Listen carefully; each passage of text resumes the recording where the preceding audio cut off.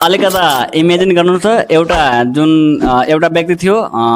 अनि त्योसँग 24 घण्टा छ हैन अनि अर्को व्यक्ति छ त्योसँग पनि 24 घण्टा हामी सबैसँग 24 घण्टा हुन्छ तर एउटा व्यक्ति थियो जुन जब गर्नु थियो हैन अनि जब गर्थ्यो अनि जबबाट घर आउँथ्यो अनि घर आएपछि त्यसको पैसा जुन कमाउने त्यो बन्द भइहाल्थ्यो हैन अथवा कुनै बिरामी भए बन्द भइहाल्थ्यो अथवा 2-4 महिनाको केही फ्यामिली ट्रिपमा छुट्टी बिदा लियो भने बन्द भइहाल्थ्यो हैन अनि अर्को एउटा मान्छे त्यो व्यक्ति थियो अनि त्यो 24 घण्टा पैसा प्रिन्ट गर्ने थियो एकदमै मतलब सुतेको बेलामा पनि पैसा प्रिन्ट गर्ने उठेको बेलामा पनि पैसा प्रिन्ट गर्ने फ्यामिलीसँग घुमिरहेको बेलामा पनि पैसा प्रिन्ट गर्ने अथवा फ्यामिलीसँग टाइम स्पेन्ड गरेको बेलामा पनि पैसा प्रिन्ट गर्ने आफू रेस्ट गरेको बेलामा पनि पैसा एकदमै प्रिन्ट गर्ने बिरामी भएको बेलामा पनि पैसा प्रिन्ट गर्ने त्यो 24 घण्टा प्रिन्ट गर्ने यहाँ जुन छ सिनारियो हैन दुईटै व्यक्ति छ दुईटैसँग 24 घण्टा हुन्छ तर दुईटैको जुन सिनारियो छ अवस्था छ एकदमै फरक छ दुईटैको किन एउटा व्यक्ति जुन जब गर्छ हैन त्यो एक्टिभ इन्कम मात्र जेनेरेट गर्छ अनि त्यसले लेभरेज युज गर्दैन त्यो भनेको जुन एम्प्लोय हुन्छ हैन त्यो लेभरेज युज गरेको हुँदैन हैन अनि अर्को जुन छ त्यो लेभरेज युज गरेको कारणले त्यो 24 घण्टा पैसा प्रिन्ट गर्छ. So when you reach this permissionless leverage that we're talking about, what's interesting is that you're able to multiply your efforts without involving other humans and without involving or needing other people's money. And I think that is the great So leverage is the most powerful tool to create the enormous wealth or generational wealth build गर्नको लागि एकदमै generational wealth create गर्नको लागि हामीलाई leverage use गर्नु नै पर्छ. The person who has trained to me जस्तै मलाई जुन ट्रेन गर्नुभएछ अथवा हाम्रो साथीहरूलाई पनि जुन व्यक्तिले ट्रेन गर्नुभएछ हैन उहाँ ट्विटरको एन्जल इन्भेस्टर हुनुहुन्थ्यो. ट्विटर भनेको the most powerful social media अहिलेको युगमा जति पनि पावरफुल लिडरहरू छ जति पनि पावरफुल बिलिनियरहरू छ सबै ट्विटरमा छ टेक एन्टरप्रेन्योरहरू सबै ट्विटरमा छ युजर थोरै छ तर धेरै पावरफुल सोशल मिडिया छ अनि उहाँ ट्विटरको एन्जल इन्भेस्टर भनेको सुरुवाती इन्भेस्टर हुनुहुन्थ्यो. अहिले उहाँको सम्पत्ति 1500 करोड भन्दा पनि बढी छ अनि उहाँले हामीहरूलाई ट्रेन गर्दाखेरि हैन उहाँले भन्नुभएको थियो कि लेभरेजको इम्पोर्टेन्ट मतलब धेरै रिपिट भन्नु लेभरेज जुन छ अहिले 4 प्रकारको लेभरेज भइसकेछ. पहिला जुन थियो क्यापिटल पैसामा सब लेबर लेभरेज क्यापिटल लेभरेज अनि प्रोडक्टमा दुईवटा छ मिडिया एन्ड कोड हैन त पहिला जुन थियो त्यो थियो क्यापिटल लेभरेज अथवा लेबर लेभरेज मात्र थियो जुन इन्टरनेट भन्दा क्रिप्टोग्राफी कम्प्युटर इन्टरनेट अनि यो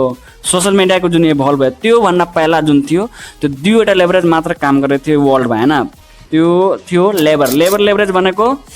इन्डस्ट्रियल एजमा थियो जुन आफ्नो अन्डरमा काम गराउने इम्प्लोयरहरू छ हैन आफू म्यानेजर अथवा एकदमै बस बनेर म्यानेजिङ डाइरेक्टरहरू गर्ने हैन भनेको एउटा कम्पनी क्रिएट गर्ने त्यहाँ इम्प्लोयर हुन्छ अनि इम्प्लोयरले तपाईको लागि काम गर्छ तपाईले एउटा सिस्टम बिल्ड गर्नुभयो अनि इम्प्लोयरहरूले तपाईको लागि काम गर्छ भनेको तपाईको अन्डरमा जति लेबर हुन्छ मान्छेहरू हुन्छ हैन त्यो भनेको तपाईले भनेको लेभरेज युज गर्नुभएको. हेनरी फोर्डहरूको एज जुन थियो कार म्यानुफ्याक्चरिङ हैन उहाँहरूको मतलब लेभरेजको युग थियो मतलब आफ्नो इन्जिनियरहरूलाई सबैलाई ल्याउने कार म्यानुफ्याक्चर गर्ने अनि कार बनाउने हैन त्यो लेभरेजको युग थियो. क्यापिटल लेभरेजमा जस्तै रथचाइल्ड मतलब ब्याङ्किङ डाइनेस्टीको ओनर हुनुहुन्थ्यो उहाँ युरोपको अनि रकफेलर स्ट्यान्डर्ड ओइल कम्पनीको मालिक अहिले मतलब बिलिनियर उहाँ हुनुहुन्छ अमेरिकाको सबैभन्दा फर्स्ट बिलिनियर हुनुहुन्थ्यो. रकफेलर अथवा एन्ड्री कार्नेगी जुन स्टिल म्यानुफ्याक्चरिङको थियो जेपी मोर्गनहरू हैन जुन जेपी मोर्गन ब्याङ्किङ डाइनेस्टीको पनि हुनुहुन्थ्यो हैन उहाँहरूले क्यापिटल लेभरेज युज गरेर वेल्थ जेनेरेट गर्नुभयो मतलब जेनेरेसनल वेल्थ उहाँले जेनेरेट गर्नुभयो क्यापिटल लेभरेज युज गरेर मतलब पैसाले पैसा बनायो. उहाँ सुन्नुभएको छ नि कि sir money attracts the money magnet जस्तो काम गरेर हैन पैसाले तान्छ भने त्यो भनेको क्यापिटल लेभरेज हो अथवा इन्भेस्टरहरूले अहिले पनि इन्भेस्टरहरूले जे युज गर्छ हैन त्यो भनेको क्यापिटल लेभरेज हो पैसाले पैसा बनाउनु हैन त्यो क्यापिटल लेभरेज हो. तर जुन अहिले युगमा खास गरेर हामी जेनजीहरूको लागि अनि मिलेनियल जेनेरेसन जुन छ जससँग टाइम छ रिसोर्स छ हैन मिलेनियल जेनेरेसन हाम्रो दाइहरूको जेनेरेसन दिदीहरूको टाइम छ रिसोर्स छ अथवा केही मतलब अर्को प्रोफेसन छैन भने त्यो हैन उहाँले पनि यो जुन दुईवटा लेभरेज छ अहिले इन्टरनेटको सोशल मिडियाको क्रिप्टोग्राफीको कम्प्युटरको अनि गेम थ्योरी यो 5वटाको जुन इभोल्युसन भयो यो 30-40 वर्षको भित्रमा हैन अनि यो 5वटाको इभोल्युसन भएको कारणले दुईवटा जुन लेभरेज छ त्यो लेभरेज थपिहाल्यो। एउटा छ प्रोग्रामिङ जुन कम्प्युटर कोडिङ छ, अनि अर्को छ मिडिया जुन कन्टेन्ट क्रिएटिङहरू हुन्छ, जस्तो च्यानलहरू हुन्छ अथवा युट्युब हैन, सोशल मिडिया युट्युब त्यो भनेको एउटा जुन प्रोग्रामिङ हुन्छ अनि यो मिडिया छ, दुईटै परमिसन हाइली परमिसनलेस लेभरेज हो। जुन क्यापिटल लेभरेज हुन्थ्यो पहिला हैन, त्यसमा परमिसन चाहिन्थ्यो सबै सरकारहरूको यताउता गरेर, अनि जुन कम्पनीमा इन्भेस्ट गर्नु त्यो कम्पनीको पनि परमिसन चाहिन्छ सबै कुरा। तर अहिले जुन लेभरेज छ दुईवटा प्रोग्रामिङको अनि मिडियाको, मिडिया दुई यो प्रोडक्ट लेभरेज छ, यो परमिसनलेस लेभरेज छ। जस्तै कि म अहिले भिडियो सुट गरेछु अनि भिडियो म सेयर गर्ने मेरो मतलब स्वतन्त्रता हो हैन, त्यो जस्तै नेपालको संवैधानिक र नेपालको कानुनको दायरामा भएर अनि त्यसको अधीनमा भएर म भिडियो बनाउँछु हैन। अनि त्यो भिडियो बनाएपछि मेरो यो स्वतन्त्र म सोशल मिडियामा अपलोड गर्न सक्छु। मलाई न वार्ड अध्यक्षको सिफारिस चाहिन्छ न नगरपालिका, म भिडियो म सुट गर्छु अनि अपलोड गर्न सक्छु, त्यो मेरो स्वतन्त्र हो। त्यो भनेको परमिसनलेस लेभरेज हो। अनि यो लेभरेज के हो? लेभरेज भनेको कम इफोर्टमा अथवा कम मार्जिनल कोस्टमा बडी आउटपुट जेनेरेट गर्नु, त्यो भनेको लेभरेज हो। जस्तै यो छ, यो बुक छ हैन, यो बुक एकचोटि उहाँले जुन लेख्नुभएछ स्वामी श्रीला प्रभुपाद हैन, उहाँले नरेटेड दिनुभएछ अनि त्यसपछि लेख्नुभएछ, अनि लेखेपछि यो बुक एकचोटि मात्र उहाँले लेख्नुभयो अनि त्यसपछि यो बुक अहिलेसम्म 500 मिलियन भन्दा बढी सोल्ड भइसकेछ, भनेको लगभग 50 करोड भन्दा बढी अहिलेसम्म यो भन्दा पनि बढी सोल्ड भइसकेछ। एकचोटि उहाँले मात्र लेख्नुभयो अनि 50 करोड प्रिन्ट गरेर सोल्ड, भनेको कम मार्जिनल कोस्टमा अथवा कम इफोर्टमा बडी आउटपुट जेनेरेट गर्नु, त्यो भनेको लेभरेज हो। एकचोटि मात्र लेख्नु पर्यो अनि त्यसपछि जति पनि प्रिन्ट गर्दा पनि हुन्छ। जस्तै मैले भिडियो सेन्ड गरेँ, मैले भिडियो अपलोड गर्यो सुट गरेर, अथवा कुनै पनि युट्युबरहरूले भिडियो बनाउँछ मिडिया क्रिएट गर्छ अनि त्यसले के गर्छ, एकचोटि मात्र भिडियो बनाउँछ अनि त्यसपछि अपलोड गरेपछि त्यो लेभरेजमा नेटवर्किङ इफेक्टमा गइहाल्छ। त्यो सोशल मिडिया अपलोड हुने बित्तिकै नेटवर्क इफेक्टमा गइहाल्छ, भने अरूले सेयर गर्दा पनि त्यो अर्कोमा फिडमा गइहाल्छ अथवा फिडमा जाँदैन हुन्छ। भनेको 100वटा युजर्स भ्युवर्सले जब हेर्छ भिडियो एकैचोटि बनाउनुपर्छ, 1000वटाको लागि पनि एकैचोटि भिडियो बनाउनुपर्छ, 1 लाख भ्यूको लागि पनि एकैचोटि भिडियो बनाउनुपर्छ, त्यही हो लेभरेज। यसलाई मिडिया लेभरेज भनिन्छ। अनि प्रोग्रामिङ जुन सबैभन्दा खतरनाक छ, जुन कम्प्युटर प्रोग्रामिङ छ, कम्प्युटर प्रोग्रामिङ भनेको एक्सप्रेस गर्ने क्षमता हुनु। जस्तै प्रोग्रामिङ किन सिक्नुपर्छ, बच्चाहरूलाई नानी बाबुहरूलाई प्रोग्रामिङ किन सिक्नुपर्छ, किनभने एक्सप्रेस गर्ने त्यसले क्षमता दिन्छ। प्रोग्रामिङ सिकेपछि आफूलाई एक्सप्रेस गर्ने क्षमता विकसित हुन्छ त्यो। अनि जुन छ कम्प्युटर प्रोग्रामिङ, जस्तै एउटा सफ्टवेयर केही बनायो अनि त्यसले हजारौँ लाखौँ युजरहरू युज गर्छ। जस्तै पवल ध्रुव जुन छ टेलिग्रामको फाउन्डर अथवा सिइओ दुइटै हैन, उहाँले एकचोटि टेलिग्राम बनाउनु भयो 2013 मा, अनि त्यसपछि अहिले 1 बिलियन युजर छ, भनेको 100 करोड युजर अहिले भइसकेछ। भने एकचोटि मात्र उहाँले बनाउनु भयो अनि त्यसपछि 100 करोड युजरको लागि 100 करोड चोटि बनाउनु परेन। सोशल मिडिया पनि मार्क जकरबर्गले उहाँले जुन फेसबुक छ त्यो उहाँले बनाउनु भयो, अहिले धेरै 2 बिलियन 4 बिलियन भन्दा पनि बढी युजर छ। युट्युब पनि एकैचोटि जावेद क्रिमले बनाउनु भयो हैन 2005 मा। त्यसपछि गुगल ल्यारी पेजले 1998 मा उहाँले बनाउनु भयो, भनेको एकचोटि मात्र उहाँले बनाउनु भयो। त्यसपछि यो लेभरेज क्रिएट हुन थाले, भने सोशल मिडिया जुन नेटवर्क इफेक्ट छ त्यो नेटवर्क इफेक्ट अप्लाई कारणले जस्तै हजारवटा अथवा लाखवटा चाहिँ 100 करोडको युजरमा पुगाउनको लागि 100 करोडचोटि एप्स बनाउनु पर्दैन, एकचोटि मात्र उहाँले बनाउनु मात्र अब मेन्टेन गर्नुपर्छ। भनेको जब मार्क जकरबर्ग सुतेको हुन्छ तापनि पैसा आइरहेको हुन्छ, ल्यारी पेज सुतेको हुन्छ तापनि पैसा आइरहेको हुन्छ, घुमेको यता घुम्छ उता घुम्छ, जहाँ पनि हुँदा पनि पैसा आइरहेको हुन्छ। त्यसको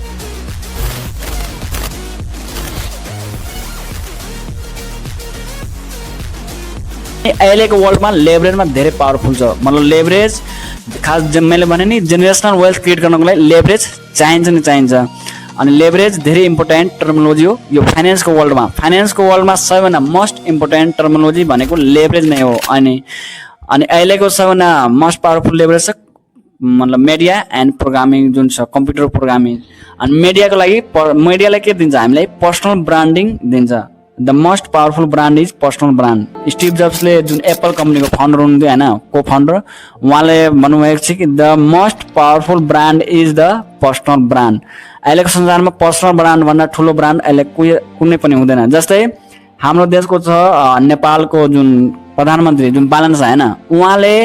आफूलाई पर्सनल सोशल मिडियाबाट पर्सनल ब्रान्ड बिल्ड गरेर मतलब पावर डाइनामिक पावर स्ट्रक्चरमा एकैचोटि मतलब टप लेभलमा गइसक्नु भयो जस्तै इन्डियामा छ नरेन्द्र मोदी उहाँको फेस हैन उहाँको पर्सनल ब्रान्डिङ धेरै तगडा छ मतलब धेरै खतरनाक छ मतलब पर्सनल ब्रान्डिङको कारणले उहाँलेसम्म 3 चोटि बनिसकेको छ अनि अझै फेरि बन्न सकिन्छ अनि फेरि जस्तै योगी आदित्यनाथ छ उहाँहरूको पर्सनल ब्रान्ड छ डोनाल्ड ट्रम्पको पुतिनको सिन जिङपिङको हैन जति पनि राष्ट्रपतिहरू हुन्छ उहाँले पर्सनल ब्रान्डहरूमाथि काम गर्छ अनि सबैभन्दा मोस्ट पावरफुल पर्सनल ब्रान्डिङ छ यो वर्ल्डमा त्यो छ अहिलेको यो टाइममा त्यो छ एलन मस्क भन्दा बढी पर्सनल ब्रान्डिङ अझै कसैको छैन त्यसको एक ट्विट गर्छ नि ट्विटरमा त्यसले क्रिप्टोग्राफी जुन क्रिप्टो करेन्सी छ यसको सेयरलाई अप डाउन गरिदिन्छ एक ट्विटमा अनि एक ट्विट गरेपछि आफ्नो कारको जुन टेस्ला छ मात्र 20 पैसा लाग्छ त्यसको कारको एडभर्टाइजमेन्ट गर्नको लागि 20 पैसा रुपैयाँ पनि हैन पैसा मात्र लाग्छ भनेको यो पर्सनल ब्रान्डिङ यो कारणले भइरहेछ अनि ट्विटर धेरै मैले भने नि ट्विटरमा धेरै पावरफुल व्यक्तिहरू हुन्छ अनि पर्सनल ब्रान्डिङ युज गर्नको लागि अहिले हामीसँग पैसा नहुँदा पनि तपाईले पर्सनल ब्रान्डिङ विकसित गर्नुहुन्छ किनभने सोशल मिडिया अहिले जुन छ हामीले जुन प्रिभिलेज पायो हैन इन्टरनेट र सोशल मिडियाको कारणले त्यो प्रिभिलेज युज गरेपछि हामीले इजिली पर्सनल ब्रान्डिङ मतलब बनाउन सकिन्छ अनि पर्सनल ब्रान्ड बिल्ड गर्नको लागि स्टोरी टेलर हुनुपर्छ हामीलाई जस्तै स्टिभ जब्सले फेरि भन्नुभएको थियो कि the most powerful person in the world is story teller जसलाई कहानी बनाउन आउँछ मतलब स्टोरी टेलिङ गर्न आउँछ त्यो धेरै पावरफुल व्यक्ति हुन्छ जस्तै स्टिभ जब्स आफ्नो धेरै ग्रेट स्टोरी टेलर हुनुहुन्थ्यो त्यसैले एप्पल कम्पनीलाई कहाँबाट कहाँ लाग्नुभयो अनि जति पनि पोलिटिकल लिडरहरू हुनुहुन्छ हैन त्यसले के भन्छ ड्रिम सेल गरिरहेको हुन्छ स्टोरी टेलिङ गर्न एलन मस्कले के गरिरहेको छ अहिले स्टोरी टेलिङ गर्छ मेरो सपना यो म मार्समा लाग्छु हैन म मर्नुभन्दा अगाडि मार्समा टेस्ला कम्पनीलाई टेस्ला कार म्यानुफ्याक्चर गर्छु म मार्समा कोलोनी बसाउँछु त्यो भनेको के हो त्यो स्टोरी टेलिङ हो भनेको म मानव सभ्यतालाई कहाँबाट कहाँ लाग्छु भने the most powerful person in the world is story teller अनि स्टोरी टेलरलाई तपाईले पर्सनल ब्रान्ड युज गर्न सक्नुहुन्छ बनाउन सक्नुहुन्छ प्लस पर्सनल ब्रान्ड बनाउनको लागि तपाईले सोशल मिडियाको सहायता लिन सक्नुहुन्छ अनि त्यहाँबाट सुरु हुन्छ लेभरेजको यो लेभरेजबाट सोशल मिडिया अथवा जुन छ कोडिङको मिडिया र कोडिङको यो दुईवटा लेभरेज हामी खास गरेर जेनजीहरूलाई युज गर्नुपर्छ अनि त्यो बारेमा एकदमै जागरुक हुनुपर्छ लेभरेजको बारेमा